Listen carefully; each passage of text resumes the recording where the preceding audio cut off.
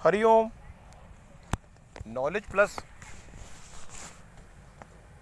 Channel में हम सभी विद्यार्थियों का स्वागत करते हैं।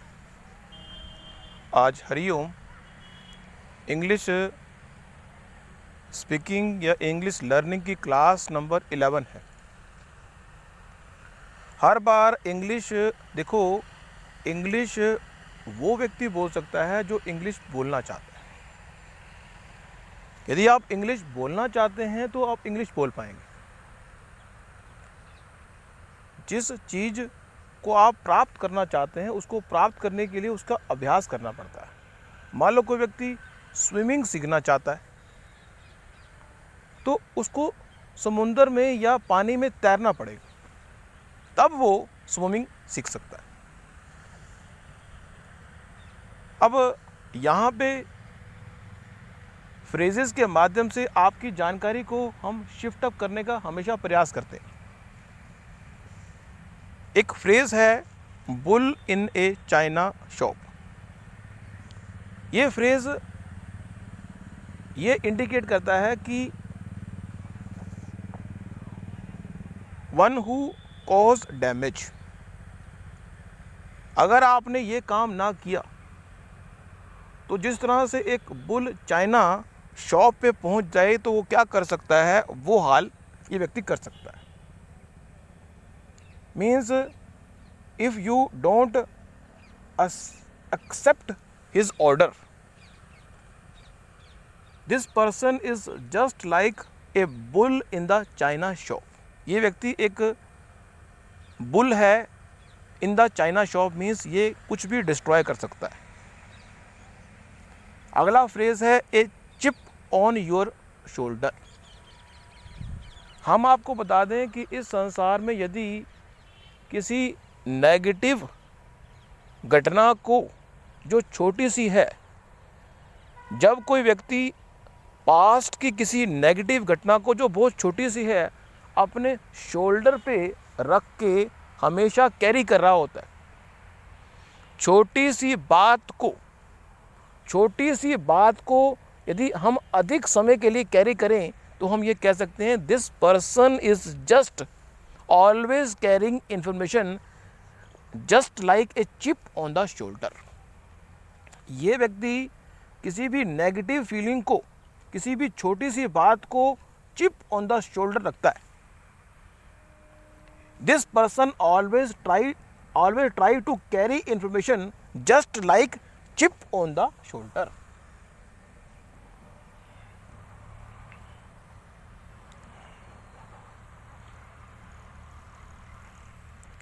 ए ड्रॉप इन ए बकेट। ये फ्रेज बड़ा ही अच्छा है। A drop in a bucket. एक बाल्टी है, उसमें एक बूंद, अगर बाल्टी में एक बूंद पानी पा दिया जाए तो बाल्टी पे कोई असर नजर नहीं आएगा। लेकिन इस संसार में यदि आप किसी काम को जो कि बहुत बड़ा है, बहुत बड़े काम को यदि शुरू कर लें, a drop in a bucket means whenever we start something in a very little manner, we can say we are starting this project just like a drop in the bucket। means इस बड़े से काम को हमने आज शुरू कर लिया लेकिन उसका छोटा सा हिस्सा शुरू किया। मीन्स कोई व्यक्ति बाल्टी में पानी भरने का प्रयास करे और वो एक मग पानी डाले या छोटे से ग्लासी से पानी डाले उसको भरने के लिए, तो हम कहेंगे कि बहुत बड़ी बाल्टी हो तो पतना कितना टाइम लगाएगा, लेकिन उसने काम शुरू कर दिया। इस संसार में एक पॉइंट ऑफ व्यू है कि यदि इस संसार में कोई काम बड़ा हो तो छोटे सिरे से भी अगर शुरू किया जाए तो भी कोई दिक्कत नहीं।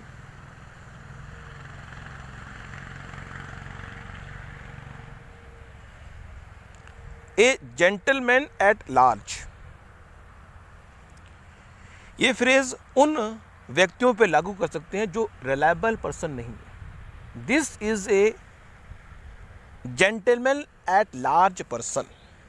हम अगर कहें कि that person is a just like A gentleman at large, this person is just like A gentleman at large means this is A unreliable person of this world.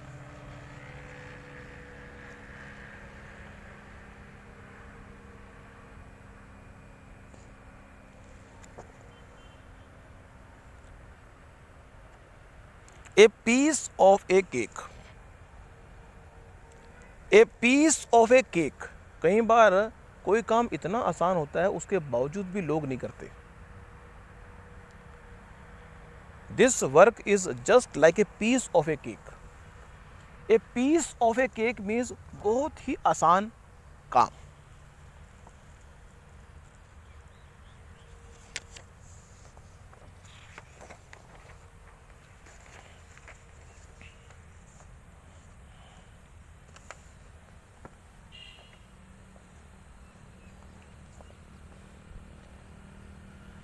अगला है फ्रेज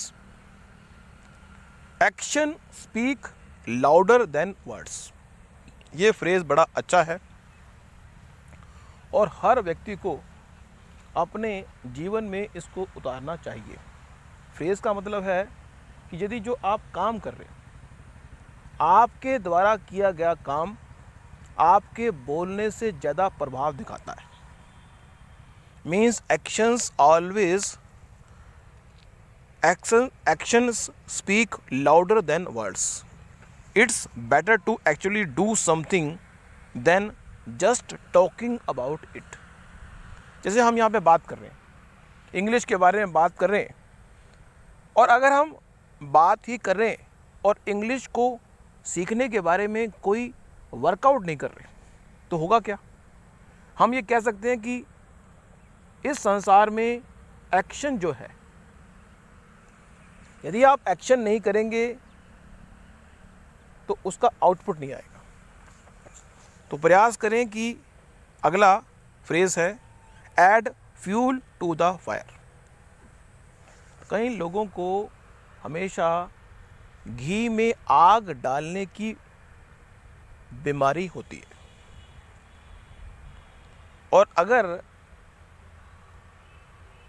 डोंट ट्राई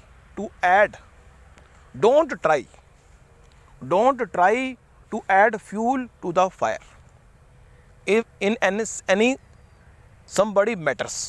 किसी दूसरे के संवाद में कभी भी add fuel to the fire ना करें. घी में, आग में घी डालने का प्रयास ना करें. Don't try to add fuel to the fire in other matter of other peoples.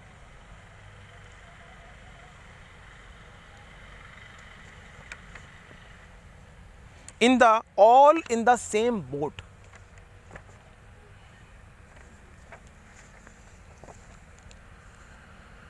All in the same boat means when everyone is facing the same problem. अगर हम ये कहें कि we all are in the same boat, if we say we all are in the same boat, that we all are facing same problem.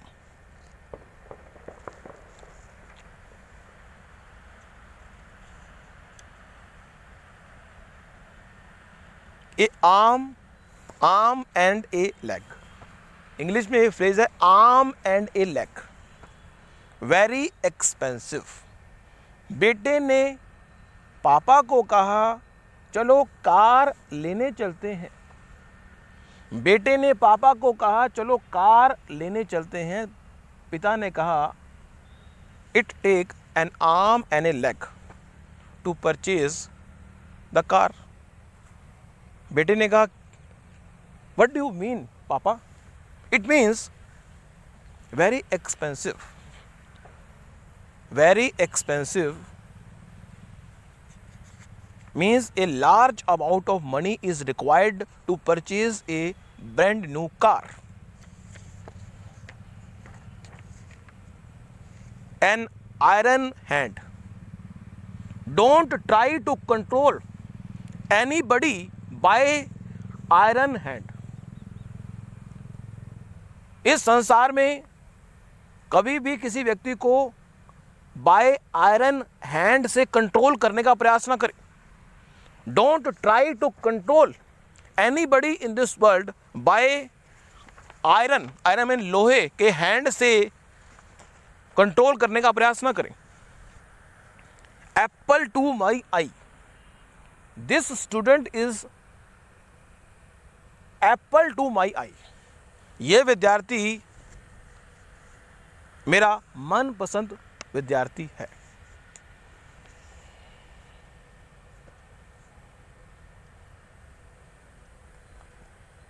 As soon as, please reply. कई बार हम office में बैठ के मेल करते हैं तो हम लिख सकते हैं this mail, please reply this mail as soon as possible.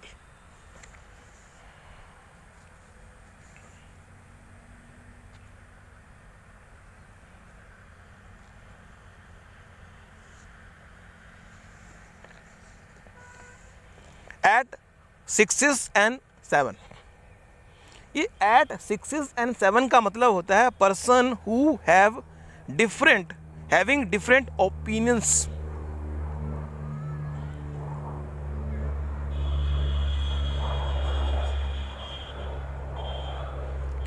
एक फ्रेज है at the drop of a head. At the drop of a head means willing to do something immediately. जो चीज़ हमारे मतलब की होती है, हमारे इंटरेस्ट की होती है, वो हमेशा हम ऐसे करते हैं जैसे eight the drop of A hat.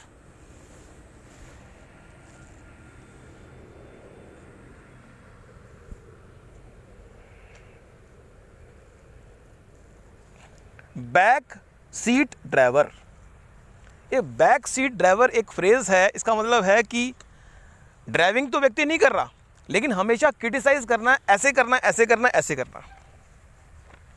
Means people who criticize from the side line, much like someone giving unwanted advice. Means unwanted advice देने वाले व्यक्तियों को कह सकते हैं कि ये बैक सीट ड्राइवर है। This is a back seat driver. They always try to advise the driver to follow this rule. इस संसार में कभी भी बैक सीट ड्राइवर बनने का प्रयास न करो। इस संसार में ये एक विशेष बात है कि यदि हम किसी को सलाह देने से पहले पूछ लें कि अगर आप सलाह हम आपको देना चाहते हैं, आप अगर लेना चाहते हो हम सलाह देंगे, अदरवाइज नहीं देंगे।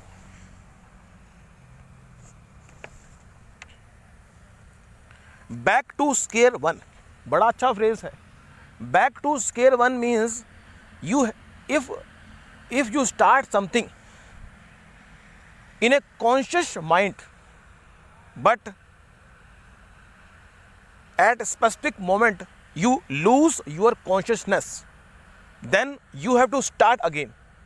Same in the manner when you are counting the money bundle, when you are counting the bundle of the money and you have to count, and on the spot some person came to me and ask something, then on that situation your consciousness lose.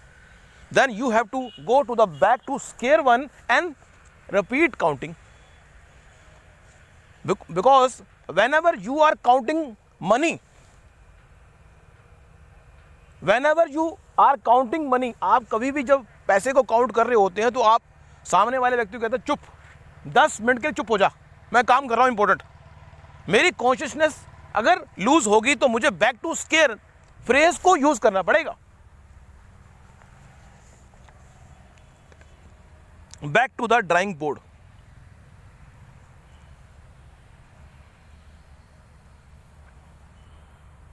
To start something at the scratch.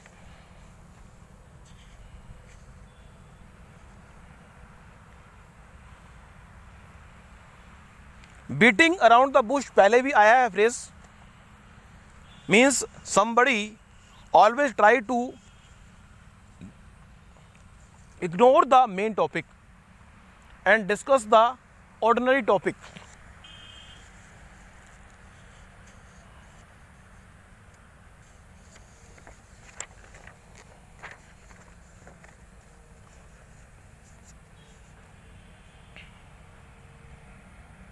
Black and white, black and white जो phrase है वो उन व्यक्तियों पे apply करता है जो हर चीज़ को प्रूव के बिना मानते नहीं.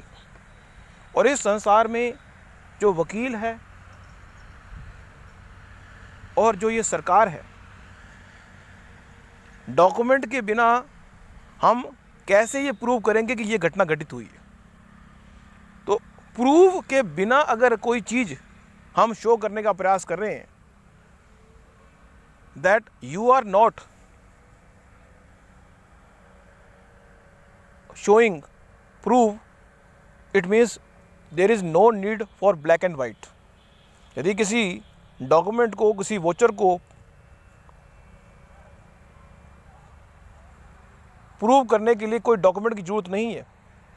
Normally black and white means you have to put proof what you are saying.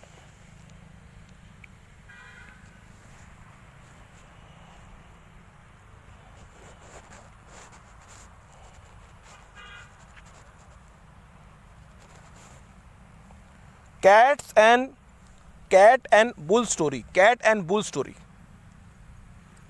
अब कैट और बुल स्टोरी वो स्टोरी होती है जो कि बिल्कुल भी सही नहीं होती, अनट्रू स्टोरी. तो आज की इस टॉक में इतना ही. नेक्स्ट टॉक में कुछ और इंग्लिश के बारे में कुछ फ्रेजेस के माध्यम से आपकी जानकारी को शिफ्ट अप करने का प्रयास करेंगे. घबराएं नहीं, हम हिंदी के माध्यम से आपकी जानकारी शिफ्ट अप कर रहे हैं. तो हिंदी के शब्दों का प्रयोग तो हम करेंगे, इसलिए क्योंकि अपनी जानकारी यदि हिंदी के माध्यम से आप बता रहे हैं ताकि सामने वाले व्यक्ति को बात समझ आए. उद्देश्य यह है कि इंग्लिश स्पीकिंग की बात हो या किसी तरह की भी नॉलेज की बात हो, यदि सामने वाले व्यक्ति को बात समझ में ना आए तो लाभ नहीं होता. तो thank you so much for English speaking. जो क्लास नंबर हमारी ये 11 थी. Thank you so much for listening and supporting. Always Hari Om Knowledge Plus. Hari Om Knowledge